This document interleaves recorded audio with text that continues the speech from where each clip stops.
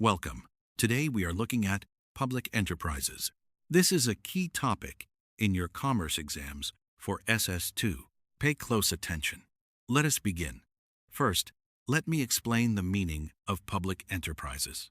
Public enterprises are business organizations owned and managed by the government. They are also called state-owned enterprises or public corporations. The government provides the capital. The government appoints the board of directors. The government may also appoint the management.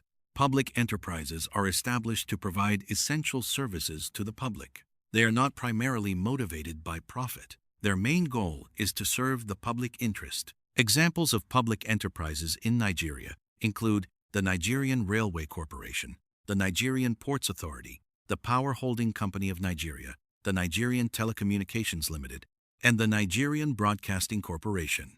Many of these have been privatized or commercialized in recent years, but they remain important examples for your exams. Now, let me explain the features of public enterprises. Public enterprises have several distinct features. First, government ownership. The government owns the enterprise. The government provides the capital. The government may own all or most of the shares.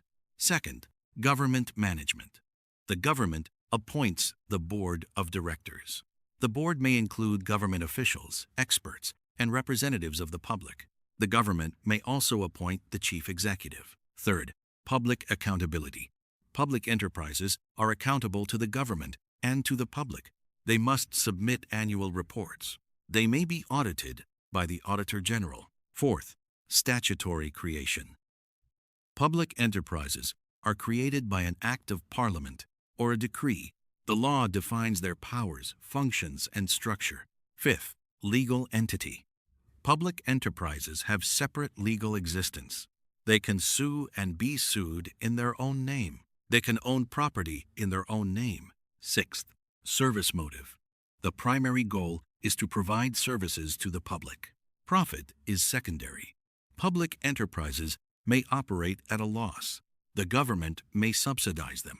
Seventh, monopoly status. Many public enterprises are monopolies. They are the only providers of certain services. This is because the service is essential and competition would be wasteful. For example, it would be inefficient to have multiple railway networks. Eighth, public funding. Public enterprises are funded by the government. They may also generate their own revenue, but losses are covered by the government. Ninth, bureaucratic management. Public enterprises often operate like government departments. There may be many rules and procedures. Decision-making may be slow. Now let me explain the reasons for establishing public enterprises. Governments establish public enterprises for several reasons. The first reason is to provide essential services. Some services are too important to be left to private businesses. These include water, electricity, transportation, and communication. The government ensures that everyone has access, not just those who can pay. The second reason is to prevent exploitation. Private companies might charge high prices for essential services. Public enterprises can provide services at lower cost. They are not driven by profit. The third reason is to control natural monopolies. Some industries have very high infrastructure costs. It would be wasteful to have many competitors. One company can serve the whole market more efficiently. The government runs these natural monopolies as public enterprises. The fourth reason is to protect national security. Some industries are vital for national defense. The government controls them through public enterprises. Examples include arms production and energy. The fifth reason is to promote economic development. Private investors may be unwilling to invest in large, expensive projects. The government can use public enterprises to build infrastructure, develop industries, and create jobs. The sixth reason is to provide employment. Public enterprises employ many people.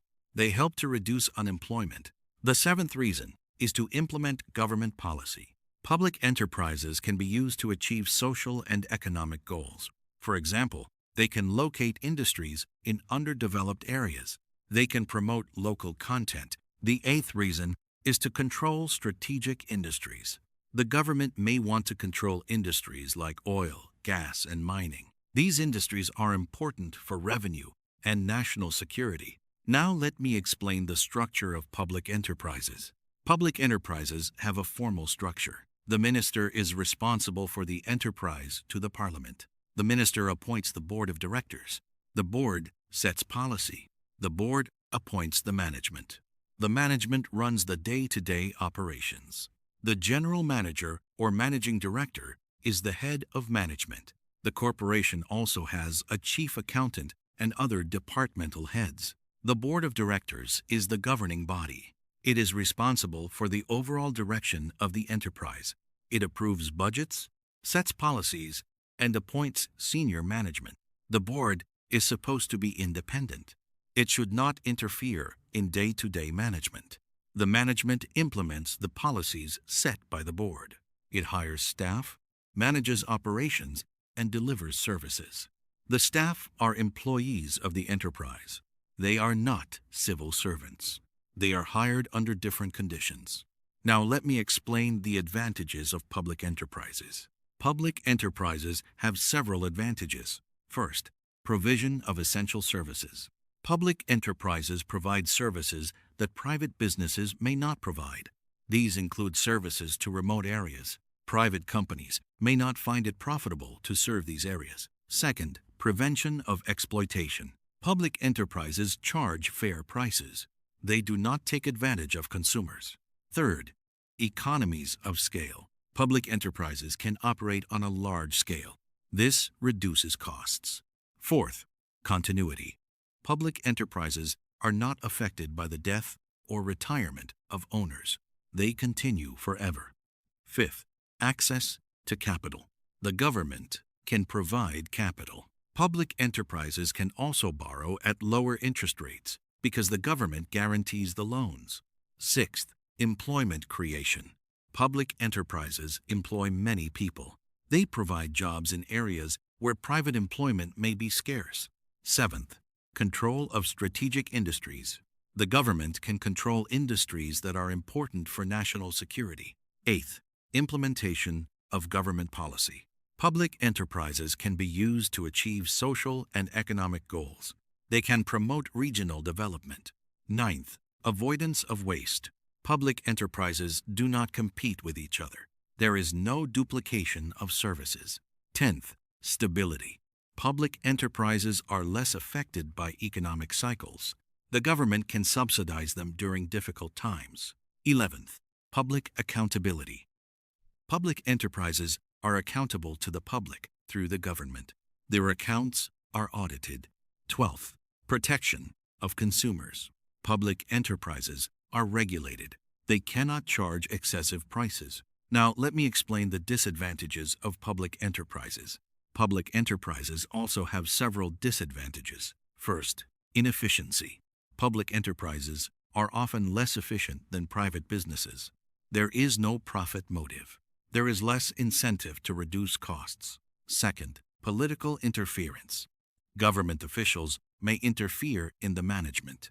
They may appoint unqualified people. They may pressure managers to give contracts to friends. Third, corruption. Public enterprises are often plagued by corruption. Officials may steal money. They may award contracts at inflated prices. Fourth, overstaffing. Public enterprises often employ more people than they need. This is because of political pressure to create jobs. The wage bill is high. Fifth, poor customer service. Public enterprises are often monopolies. They do not face competition. They may not care about customer satisfaction. Sixth, lack of innovation. Public enterprises have less incentive to innovate. They do not need to compete. They may stick to old methods. Seventh, poor pricing. Public enterprises may charge prices that are too low. This leads to losses. The government must subsidize them. Eighth, bureaucracy. Decision-making is slow. There are many rules and procedures. Ninth, lack of accountability. Managers may not be held responsible for poor performance. They cannot be easily fired. 10th, high cost of production. Inefficiency leads to high costs. This wastes public resources. 11th, Difficulty in measuring performance. Private businesses are judged by profit. Public enterprises have multiple goals. It is hard to measure how well they are doing. 12th, moral hazard. Managers may take risks because the government will bail them out. Now let me explain the reforms of public enterprises.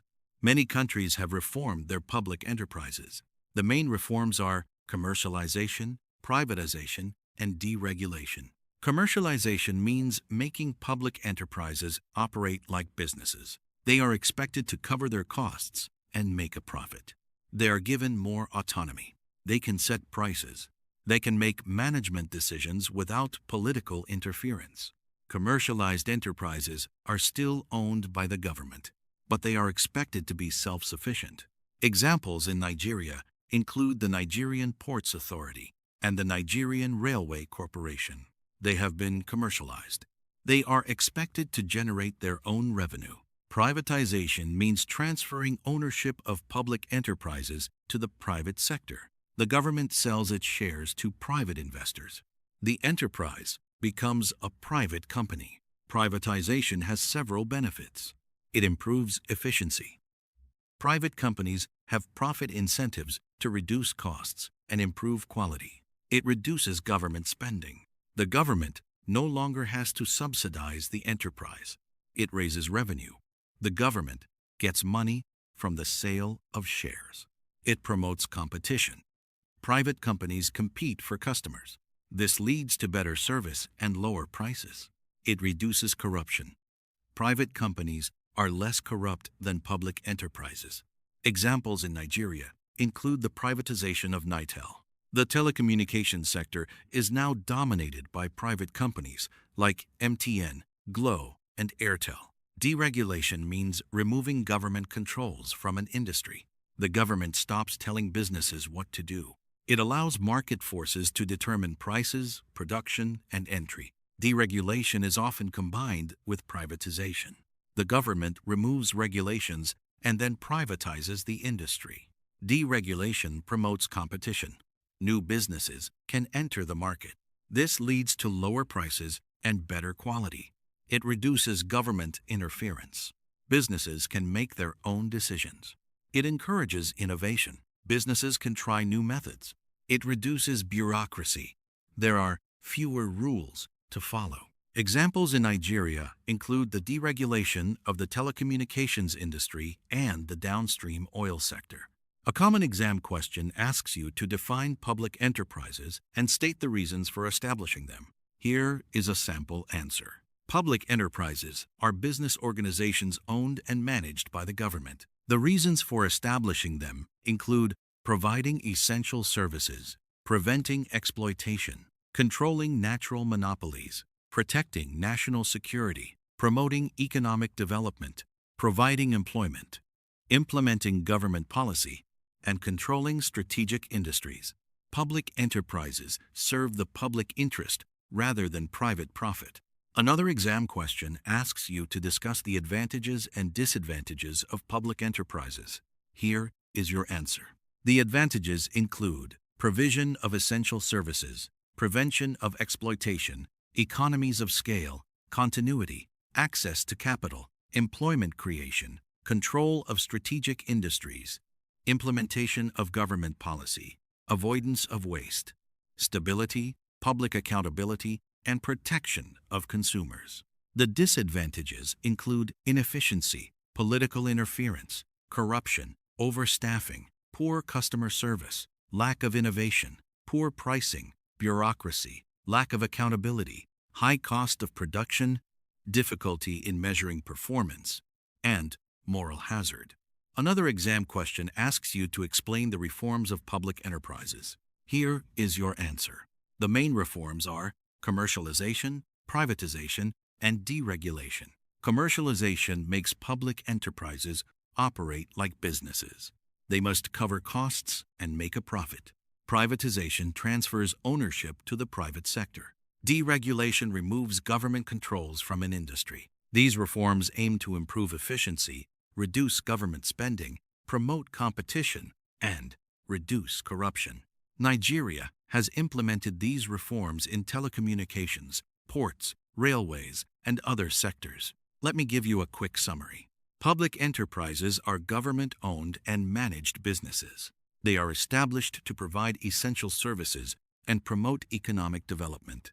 They have advantages, like providing essential services and preventing exploitation. They have disadvantages like inefficiency and political interference. Reforms like commercialization, privatization, and deregulation have been introduced to address these problems. Keep reviewing, keep practicing. See you in the next topic.